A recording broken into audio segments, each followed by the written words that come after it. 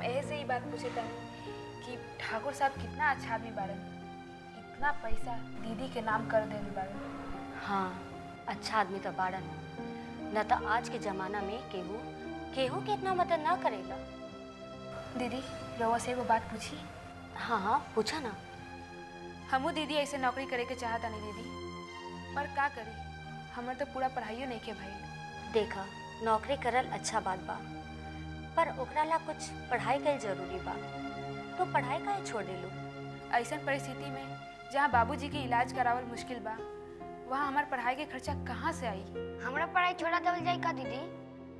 अरे ना पगली, तोहनी सब खातिर तो तोहर दीदी दूसरा घरे जाके नौकरी करत आरी। पर अकेले दीदी का करी हन?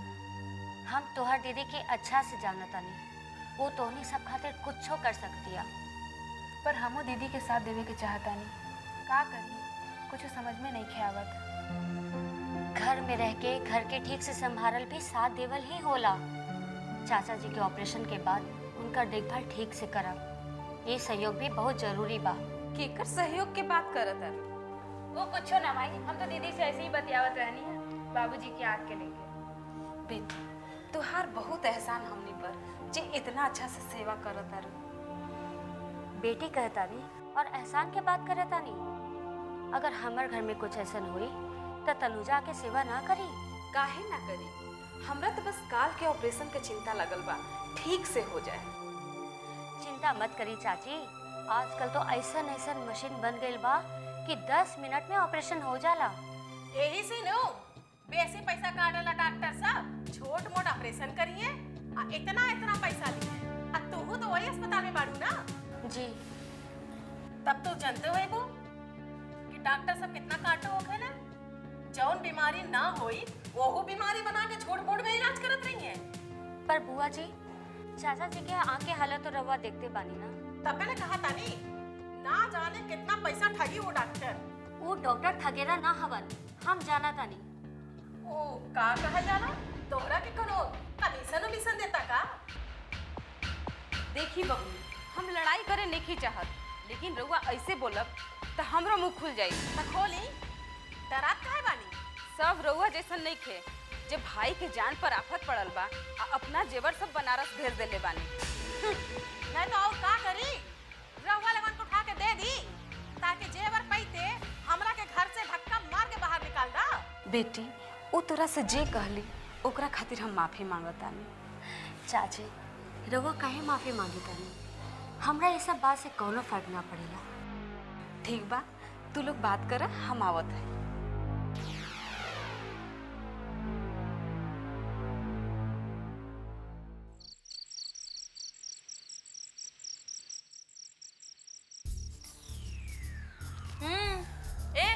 तेने सुना? कहवा से आवत रू? जी हाथ मुँह धोए कर रही है। राजी, हाथ मुंह धोला से कहीं जिंदगी के कर्म धोला जे का? ना दीदी, ऊपर से अन्नदाता के संगे गलत कर्म कइल जाए ता? जी हम ऐसा का कही नहीं है। सुनत अरू राजी का कहतरी? पर दीदी, माँ जी के मन के दुख तो हमने पढ़ लेनी, इ ना पढ़ पई है। कहे नादान बाड़ी। नदानी की गलती रहल हा, यही से ता माँ जी कुछो ना कहली हा। लेकिन तू आज अच्छा ना कहलू हा तनुजा। जी पर हम का गलती कही, हमरा कुछ समझ में नहीं खे आवत। दीदी, इनकरा के इनकर गलती समझा दी। अच्छा तू कहतरू तो हम बता देवतानी। देवर जी केकर लइका हमन ई जानत अरू? जी हाँ, ठाकुर साहब के ठकुराइन जी के।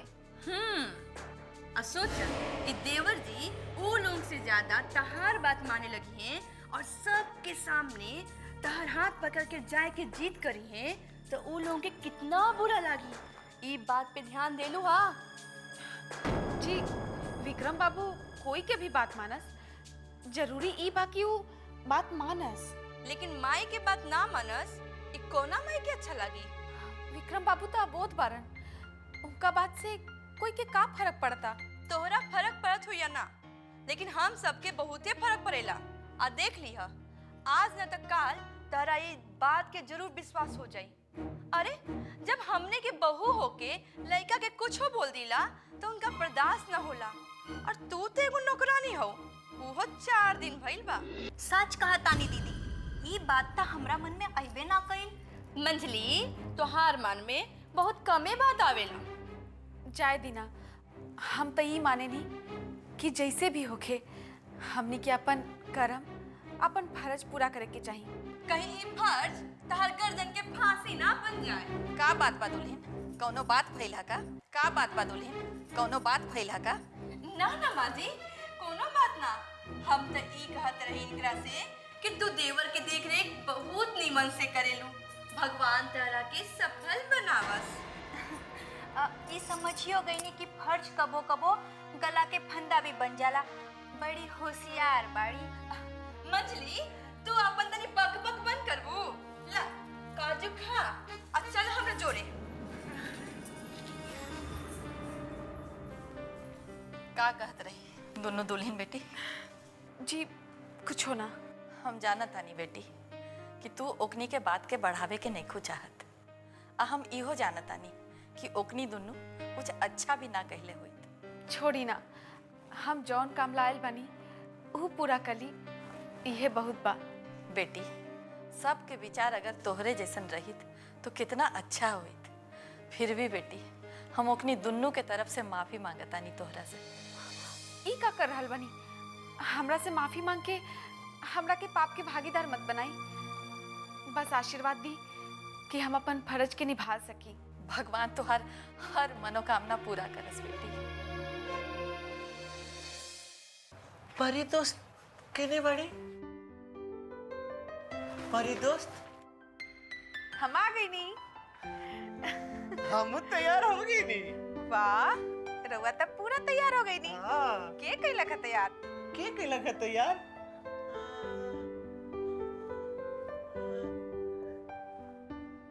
गिरी अंकल। हाँ, गिरी अंकल। अरे वाह, रउआ तब बहुत होशियार हो गल बनी। हाँ, हम सियार हो गइल बने।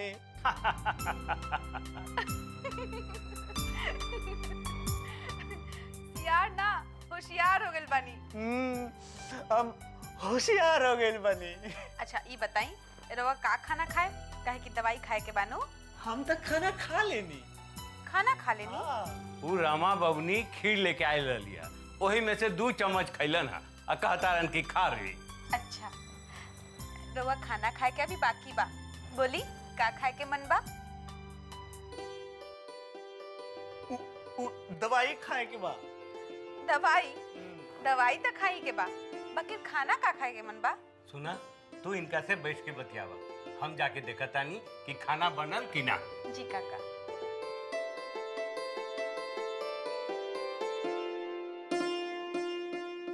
ई का कर रहल बनी?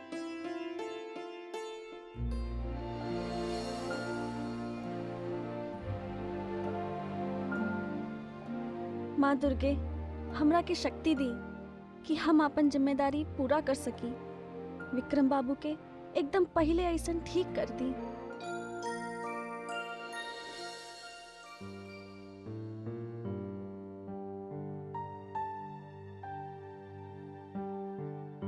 का बात बा, आज बहुत जल्दी बिछौना पे आ गई नी? ना बस ऐसे ही। वो लेकिया के आ जाए से मन तनी निश्चिंत हो गई बा। वही से मन कैलस की लेटी तो लेट गई। आ देखी ना, ई घर में जैसे उ लड़किया के सबके आदत जैसन पड़ गई बा। ठकुराइन, जे आपन काम ईमानदारी से करेला ओकरा प्रति सबके स्नेह हो जाला। हाँ, रउआ ठीके कहतानी। आ उहो लड़किया ई घर में सब केहू के पहचाने लागल बिया कि केकर कैसन स्वभाव है। जाने लो, यह नु आदमी के खासियत होखेला जे सही समय पहचान के सही माहौल के रूप में अपना के ढाल लेवेला। हाँ, रउआ ठीक कहतानी। बाकी रउआ रमा के बियाह के बात करे खातिर कब जाए के सोचनी है? अरे ऐसा ही चल जाए। पहले बड़की बहुरिया अपना बहन से बतिया तो लेस, फिर चल जाए। हाँ, ई ठीक रही।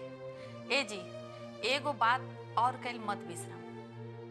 हाँ, जब रिश्ता पक्का होए लागी ना तो उनका सामने एक प्रस्ताव रखब। कि विजय बाबू अगर घर जमाई बन जातन तो बहुत अच्छा रहित, रमा के कोनो तकलीफ भी ना होइत। देखा ठकुराइन, कौनो खुददार लड़का घर जमाई ना बनल चाहिए। बाकी बात करे में का हरज बा? ना हर्जा तो कोनो नहीं खे, बाकी ओकर तरीका खोजे के पड़ी। हमू नहीं की चाहत ठकुराइन कि हमार बेटी तकलीफ में होखस। रउआ बात करम और थोड़ा दबाव बनाएम तो बात बन सकता। हाँ, बात तो तू ठीक कहता रो। वो दिन वो लड़का कहत रहे कि वो बिजनेस मैनेजमेंट के लिए बा। अगर ओकर बिजनेस एजे से शुरू करवावल जाओ तब बात बन सकेला। अच्छा रही, वो यहाँ से बिजनेस करी है तो इहे रहे के पड़ी, और रमा भी हमनी के आँखी के सोझा रही तो ओकरो कोनो तकलीफो ना हुई। ठीक बा, रउआ बड़की बहुरिया से बतिया के एगो दिन फिक्स करवा ली, हम जाके बतिया ले। मलिकार, राउर खाना लगाई मलिकार। खाना लगवाई, दिन भर कहाँ रहला? वो विक्की बबुआ के देखत रहनी है। अच्छा, बाकी विक्की बबुआ आज परेशान तो ना कैलन ना? आज तो दिन भर उनका संगे कैसे बीत गई पते ना लागल हा। ऊ तो अब पहले से बेसी समझदार हो गए बारन। ये तो अच्छा बात बा। चला खाना खिया दा। जी, हम तनी बड़की दुल्हन से मिल के आवतानी। रउओ के चैन नहीं खे, तुरंत बड़की बहुरिया से बतिया चल दे। जा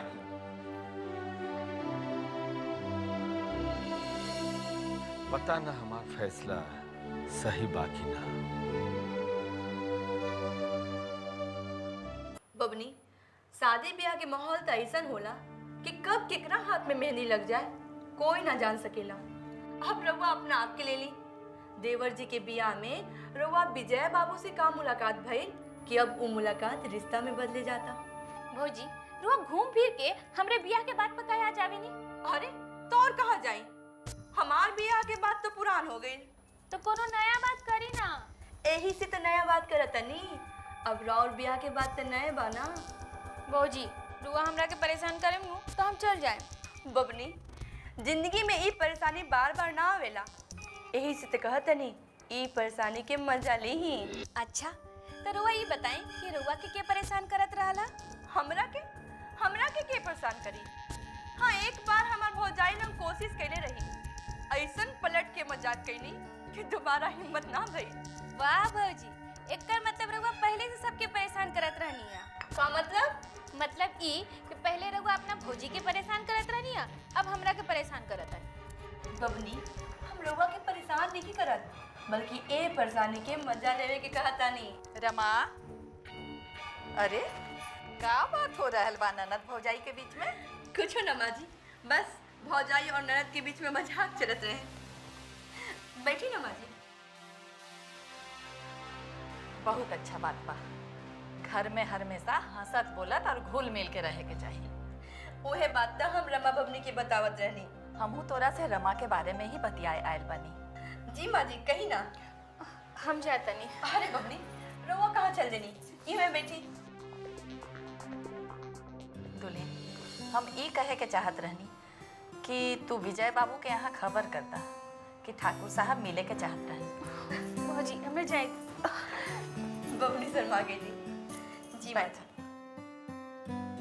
दुल्हन, तू अपन बहन से बात कर ला आ कौनो दिन तय कर ला। वो दिन बाबूजी जाके मिल ली हैं। जी माँ जी, जैसे रउआ ठीक समझी। हम अभी बात कर लेते हैं दीदी से। अरे ना ना, अभी बहुत रात हो गई बा दुल्हन। सब खा पी के सूते के तैयारी में हुई है। कल आराम से बात कर लिया। जी माँ जी। अच्छा दुल्हन, अब तू सूता, हम जाता नहीं।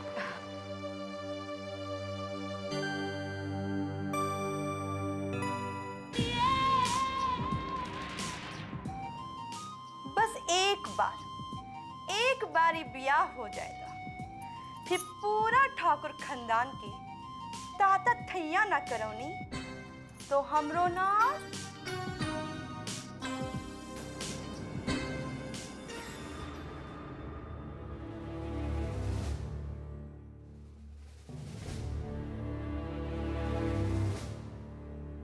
रउआ आ गई नी का? हाँ भाई, आ गई। का बात बा, बड़ा परेशान लगा ताड़ू। परेशानी वाला बातें बा। रउआ तो ठहरनी महात्मा कहनी है कि माई से बात करब। विजय बाबू जब घर जवाई बन जाई हैं तब रउआ बात करके का करब? अरे तू तो ऐसे कह ताड़ू जैसे लगा था कि कले बिया हो गए। बिया काले त ना, बाबूजी बिया के बाद करे खातिर जाए वाला बाड़े। बिया के बाद सब तय हो जाई तो ओकरे बाद जाके कोनो फायदा ना। तोरा ज्यादा परेशान होला की जरूरत नहीं खे। हम देखा तानी कि माँ के सामने में कैसे बात रखी। कैसे का बात कहे के बा? रउआ माँ जी के सामने जाके अपन राय रखी। अरे खाली राय रखला से फायदा ना हुई।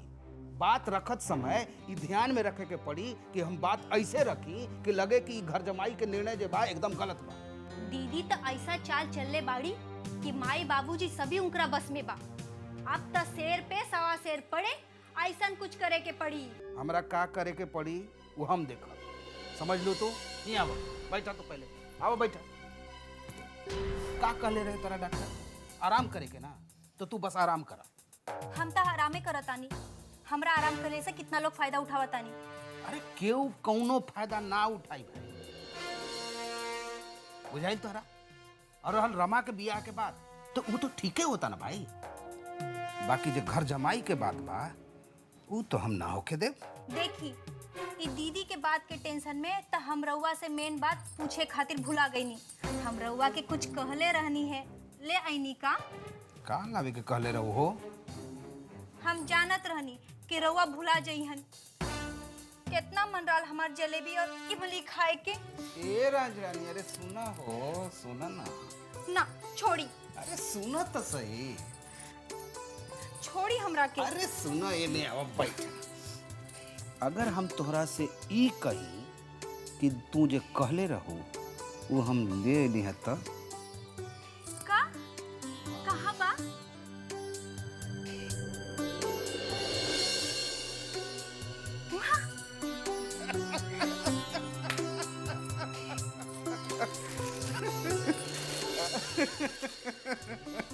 देखा इनका के।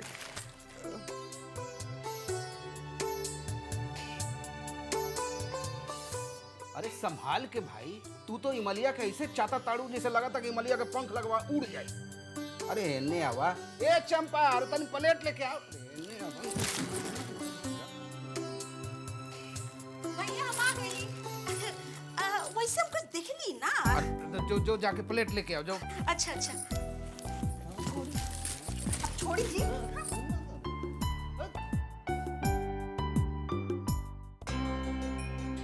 बबुनी अकेले काहे बैठल बानी? कुछ ना, माथा में तनी दर्द बा। फिर तबीयत खराब हो रहल बा का? ना, तनी मनी दर्द बा, ठीक हो जाए भौजी। चाय मंगवा दी? हम चंपा के कहा के आयल बानी, उ लेके अबते हुई। देखी चाय अब ले ना आई, हम लेके आवतानी। अरे भौजी रुआ मत जाई, और तबीयत भी तो ठीक नहीं खे।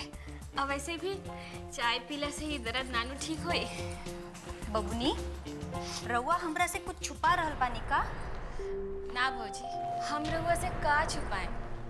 ई है कि रउआ के केहू के याद आ रहल बा और रउआ इहे छुपा रहल बानी। हम काहे केहू के याद करे जाई? हमरा से मत छुपाई। बबुनी एगो बात कहे चाहतानी। कुछ दिन से